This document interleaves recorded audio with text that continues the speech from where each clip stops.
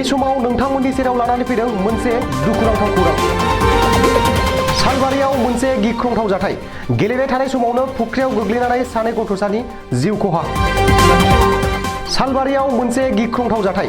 गेलेबाय थानाय समावनो फुख्रियाव गोग्लैनानै सानै गथ'सानि जिउ खहा।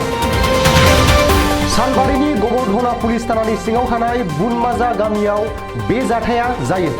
मोनसे नखरावनो गेलेबाय थानाय समावनो फुख्रियाव गोग्लैनानै सानै बिब' बिनानावनि जिउ खहा।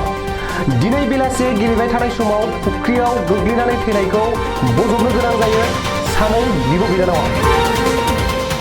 गथ'सा सानैनि सासेया ताहेर आलीनि फिसाज्ला आरियान आहमेदखौ 2 बोसोर होननानै मिथिनो मोननाय जादों आरो सासेखौ अफजाल हुसैननि फिसाजो पारवीना खातुननि बैसोआ 2 बोसोर होननानै मिथिनाय जादों। बे जाथायनि उनावनो नखरजों लोगोसे ओनसोलाव दुखुनि सायख्लुम नुनो मोननाय जायो। আজি যে এক মৰ্মান্তিক ঘটনা, এটা পৰিয়ালৰ দুটা কণমানি শিশু, তেওঁলোকে দুজনে পানীত পৰি ঢুকালে।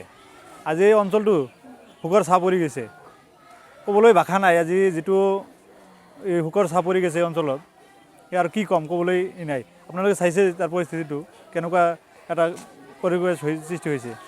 কোন ঠাইত গৈছিল? তেওঁলোকে খেলি আছিল ইয়াতে ফিচাৰী তাতে, ঘৰৰ পৰা অলপ কাষতে ফিচাৰীটো, তাতে কেতিয়াকৈ গমেই পোৱা নাই।